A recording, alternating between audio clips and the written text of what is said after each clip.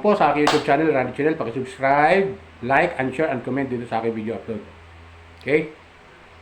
At hayaan nyo munang batiin ko kayong magandang umaga, magandang tanghali, magandang gabi sa inyo lahat.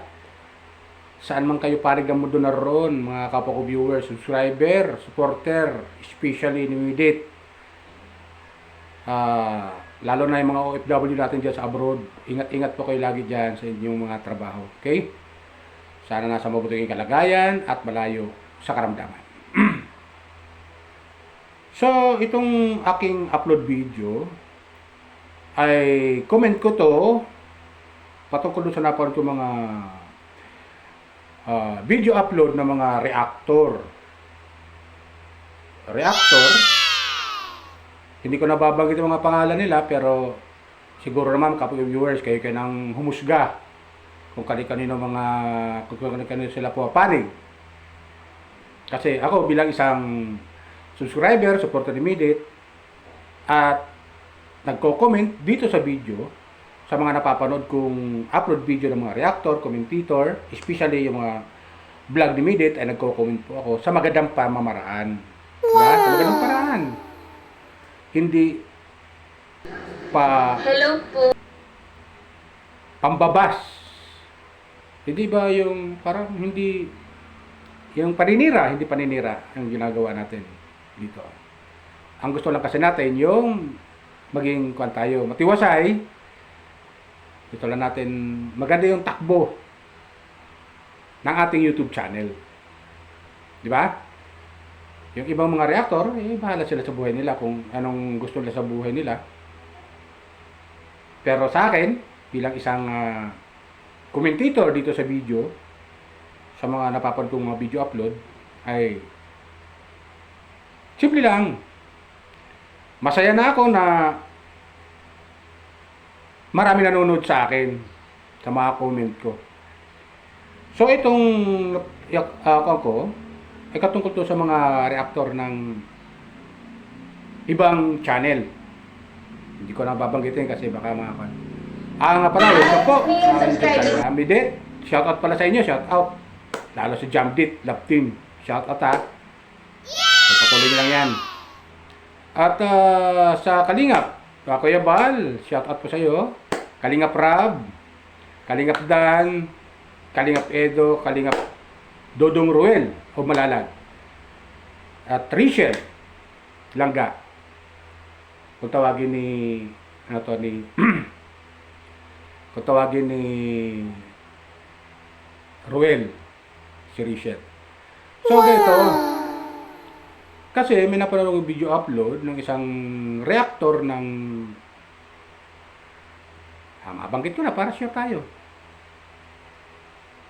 Reactor ng Kalinga, pero ito napanood ko lang naman. So magko-comment lang ako doon. Kasi na vlog nila itong si J. Brad.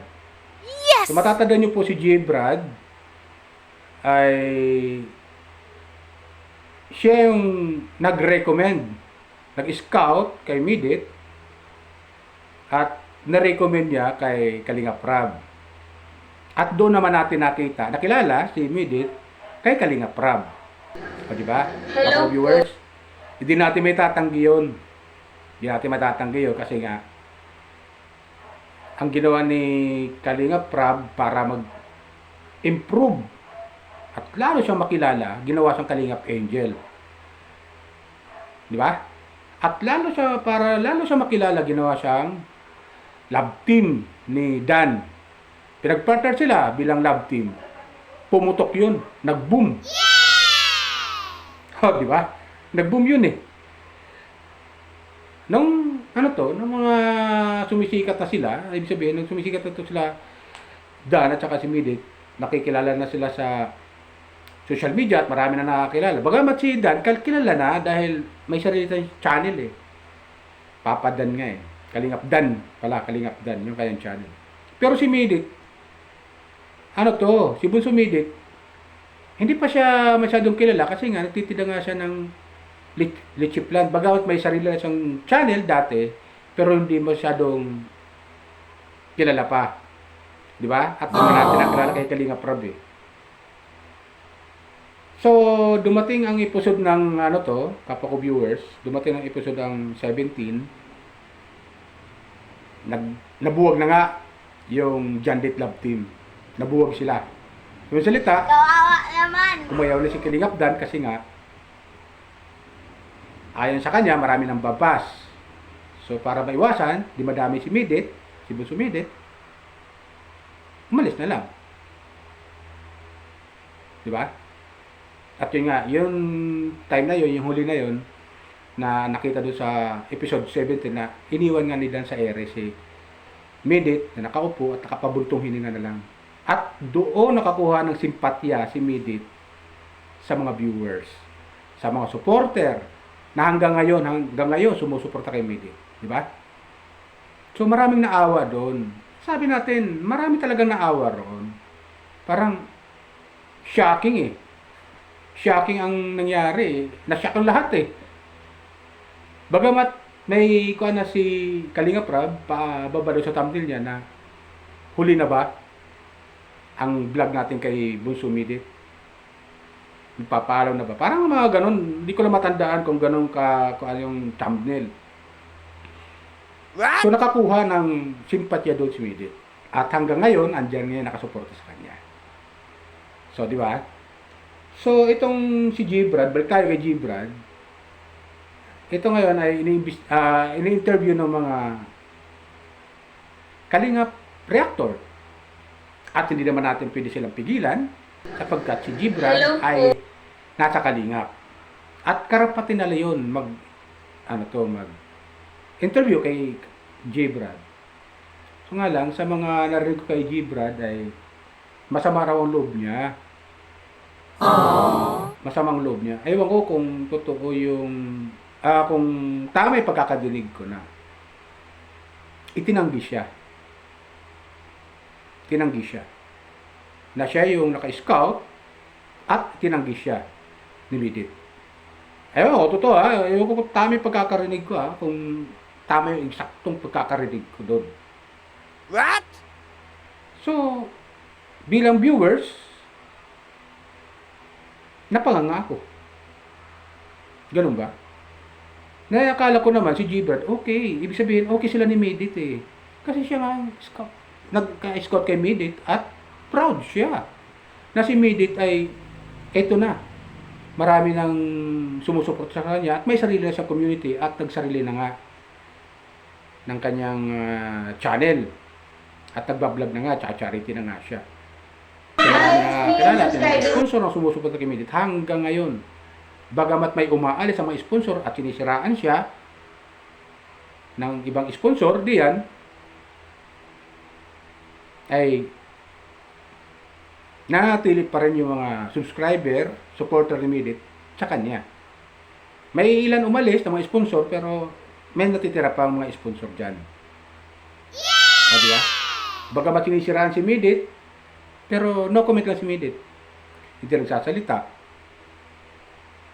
Kung napanood nyo yung aking upload video nakaraan na na ipopromote na nga siya ni Kuya Bal eh. Sabi nga ni Kuya Bal, siya yung number 1 reactor ni Midit. Wow! O, di ba? Pero yung iba na reactor ng Kalingap ay parang sa tingin ko lang ha. Para sa tingin ko lang, parang ini-interview nila si Gbrad para lang masiraan si Midit. Pero ko lang sa akin, observation lang yon. Para masiraan si Midit. Huwag naman tayong ganon. Ang advice ko lang naman sa iba, kuha lang tayo. Pagmahalan lang tayo. Kasi nasa social media tayo, part yan ng content. Part yan ng content.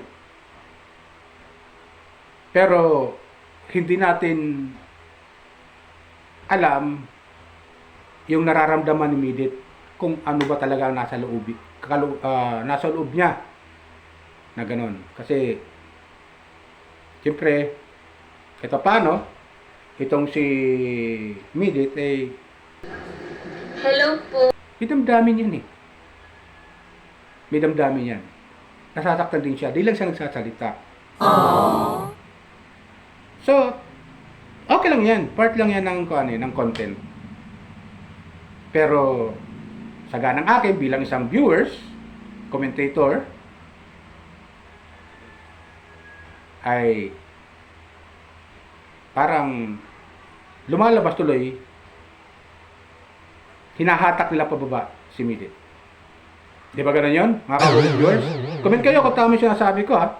Comment kayo. Kasi,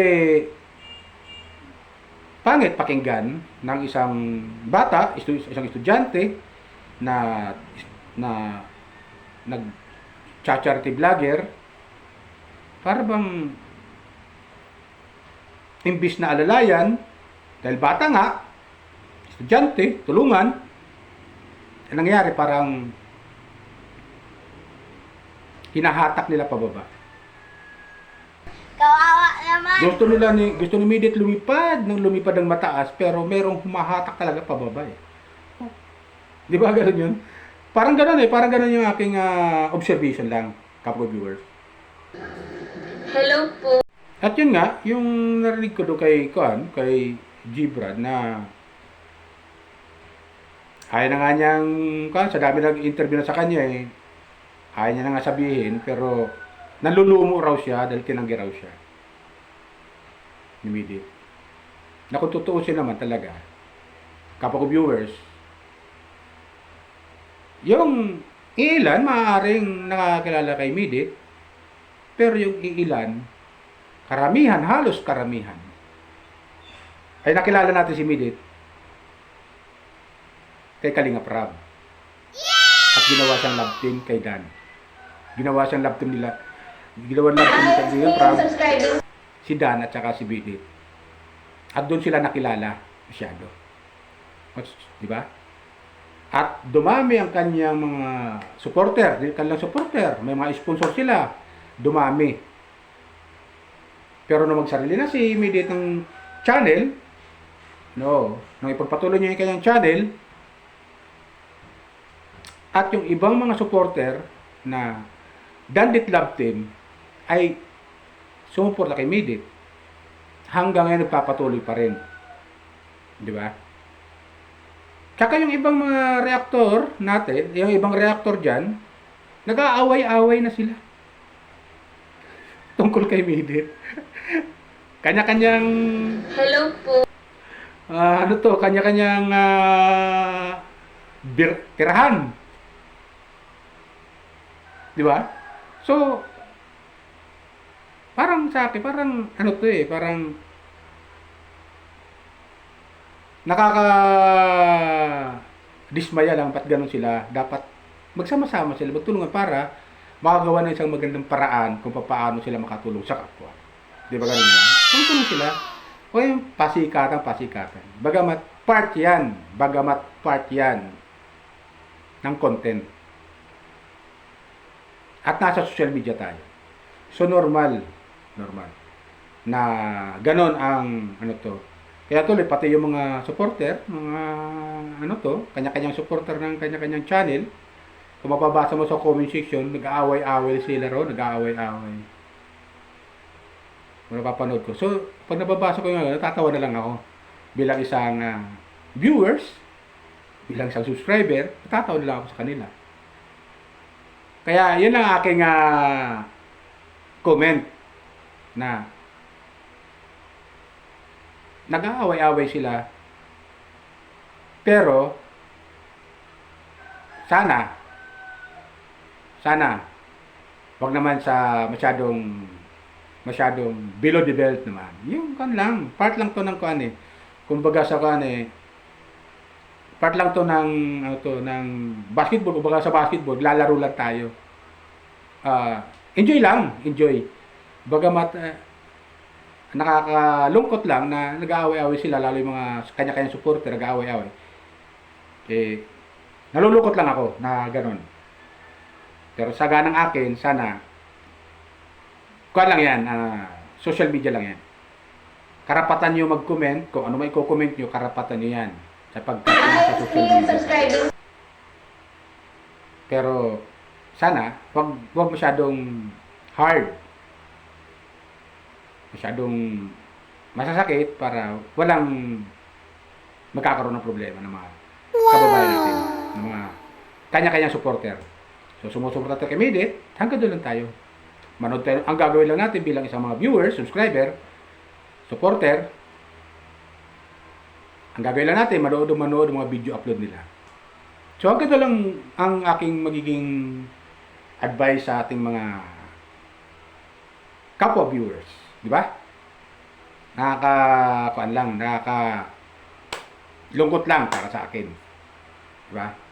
So, shoutout sa Midit ha. Jamdit, Love Team. Shoutout sa yung dalawa.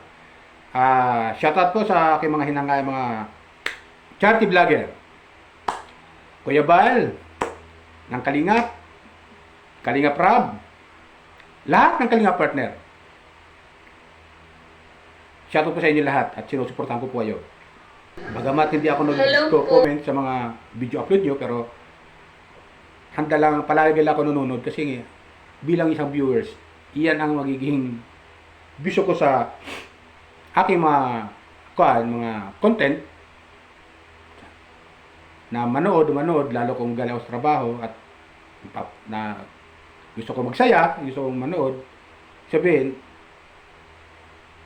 pag break, ito, manonood ako ng yung mga video upload. So, natutuwa lang ako na, bagamat may mga ilan lang naman yan na nag-aaway-aaway sa comment section. Okay lang yan. Agad kay Kuya Bal, pag nagla-live siya, ayaw niya na pinapintulutan na huwag kayo mag-aaway-aaway dito sa aking live. So, ganun si Kuya Bal. Di ba? Kawawa So, naman. yun.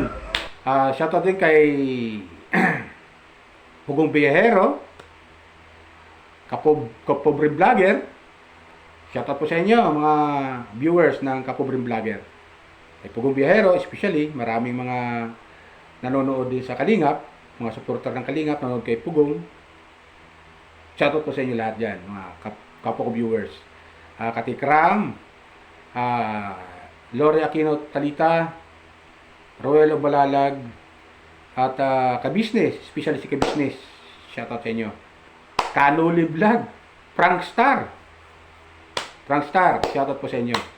Kayo yung papagawa ng bahay ni Mura. Sana matapos yung bahay ni Mura. Okay? Di ba? Shoutout sa iyo, Mura. Wow! So, yun lang sa akin. Marami akong di naalala ng mga charity vlogger, pero napapon ko sila. Di ko lang matandaan. Shout out sa inyo lahat. Basta tamang ginagawa nyo. Nandito lang kayo mga viewers, handang manood sa inyo. Manood ng inyong mga video upload. Okay? Ilan po. Bye. Ingat po tayo lagi. Pagpalain po tayo ng pumitapan.